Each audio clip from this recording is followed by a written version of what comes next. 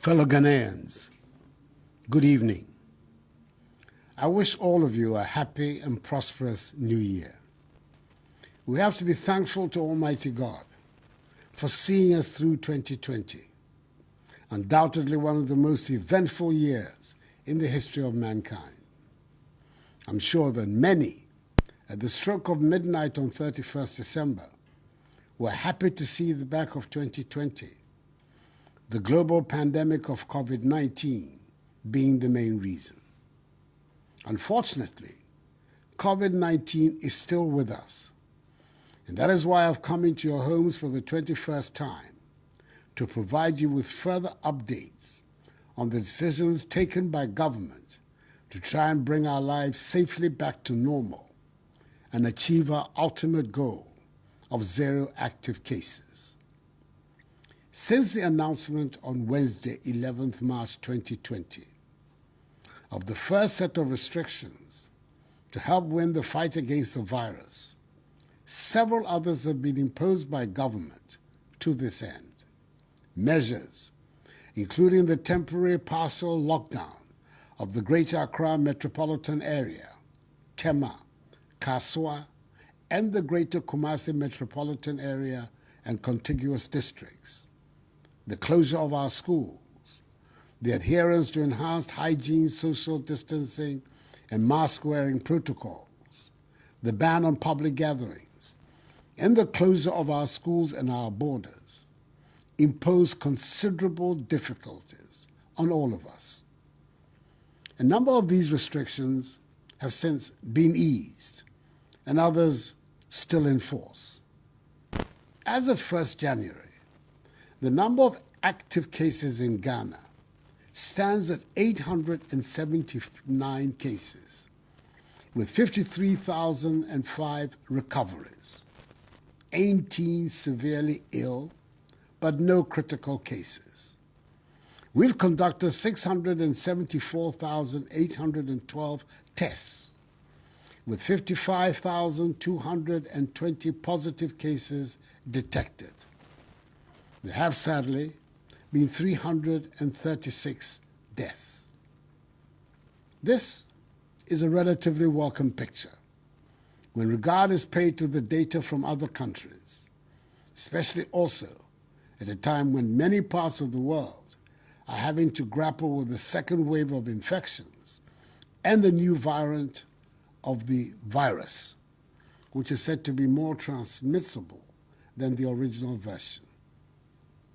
Thus far, we in Ghana have not detected any case of this new variant. Our scientists tell us that the genetic makeup of the virus in the country has still not changed. The Ghana Health Service, with the support of relevant institutions, continues to monitor events closely and will advise government on the way forward. Accordingly, the adherence to the enhanced hygiene, social distancing, and mask-wearing protocols continue to be the tools of our warfare, even when the vaccines arrive in Ghana.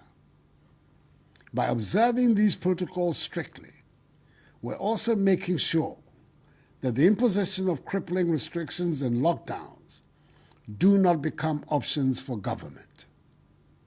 Until then, government, in consultation with the appropriate stakeholders, will continue to pursue a strategic, controlled, progressive, safe easing of restrictions, this time in all public and private basic schools, junior high, senior high, and tertiary institutions across the country, beginning this month of January. The lessons drawn from the reopening of some sections of our educational institutions in the course of last year have put us in a much better position to oversee successfully the full reopening of our schools. Our children must go to school, albeit safely. We are satisfied that in the current circumstances, the reopening of our schools is safe. So from 15th January, our children in kindergarten, primary, and junior high, in both private and public schools, will be back in school. All SHS1 students will start classes from 10th March, with all his students embarking on a single-track academic calendar. Their seniors in SHS2 and SHS3 will, however, return to school from 18th January. I must stress that SHS3 students in all schools, like SHS1 students, will no longer run the double-track system. The expansion of infrastructure at the various senior high schools over the last 3 years has brought us to this favorable situation. However, the double-track system will still be applicable to SHS2 students in schools that are employing it. Students in universities and other tertiary institutions are to be in school from Saturday, 9th of January. Prior to their return to school, government through the Ministry of Education and the Ghana Education Service will ensure that all institutions, public and private, are fumigated and disinfected. Schools and institutions with their own hospitals and clinics will be equipped with the necessary personal protective equipment and have isolation centers to deal with any positive cases. All other schools and institutions without their own clinics and hospitals have been mapped to health facilities. There will be, for now, no mass gatherings and no sporting activities. However, religious activities for students at school under the new protocols will be permitted.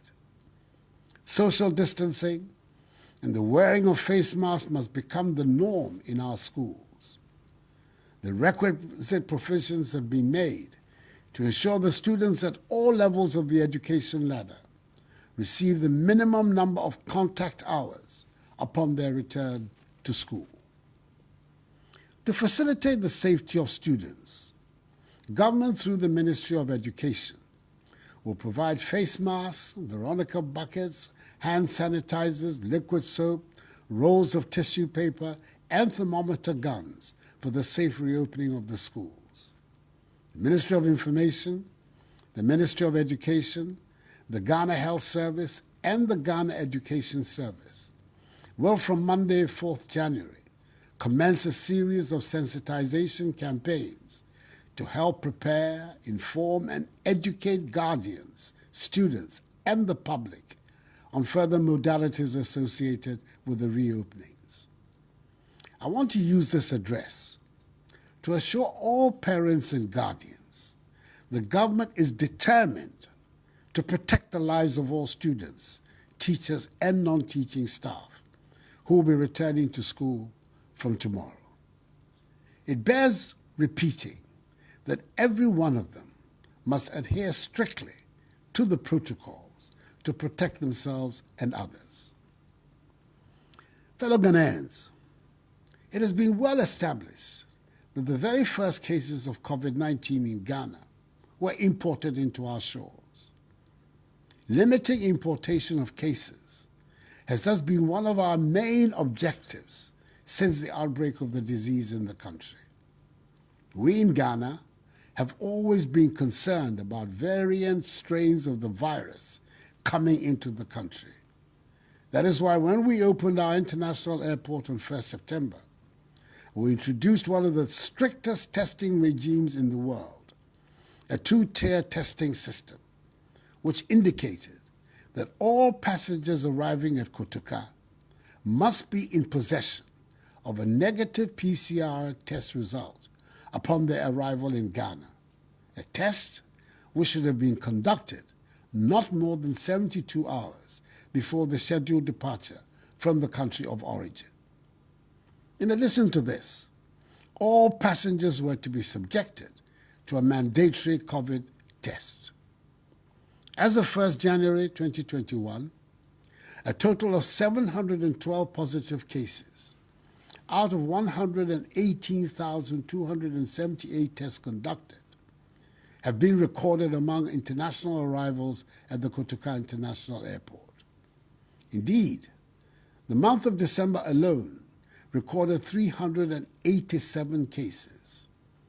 The positivity rate among international arrivals rose from 0.26% in September to 0.93% in December.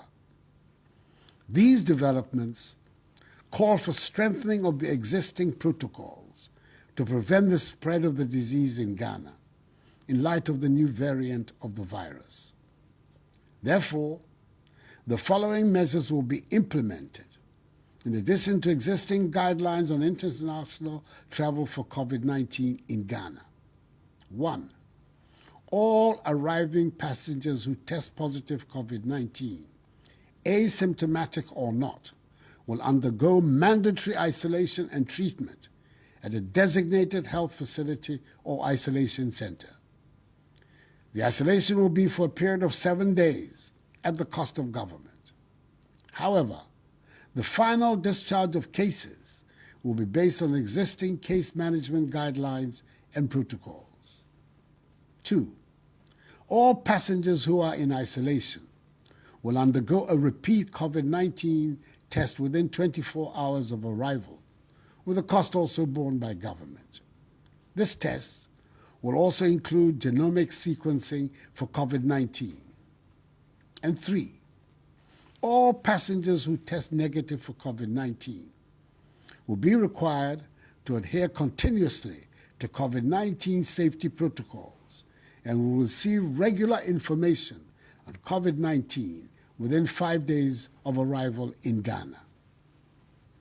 I want to assure all Ghanaians that the testing regime in place at Kotoka is among the strictest in the world, and as certified by the Food and Drugs Authority, it is capable of detecting this new variant of COVID-19, which is plaguing other nations around the world. Fellow Ghanaians, in update number 20, prior to the Christmas festivities, I made a passionate appeal to you to ensure compliance with the COVID protocols and reiterated that, amongst others, beaches, pubs, cinemas, and nightclubs were to be closed until further notice. The task force that advises me on COVID-19 measures is constantly reviewing the situation and will propose to me when it is safe to lift the restriction. You will recall that in our quest to help shield you from the effects of the virus, government took the decision to provide relief to Ghanaians, which included the absorption of electricity and water bills. This relief package ended in December. However, with the continuing difficulties occasioned by the pandemic, I want to state that government intends to continue to support the most vulnerable in our society. Government will thus continue to pay the electricity bills for our nation's 1 million active lifeline customers for the next 3 months, i.e. January, February, and March. Additionally, all 1,500,000 customers of the Ghana Water Company, whose consumption is not more than 5 cubic meters a month, will not pay any bill for the next 3 months, i.e. for the months of January, February, and March. This relief package will be reviewed at the end of March.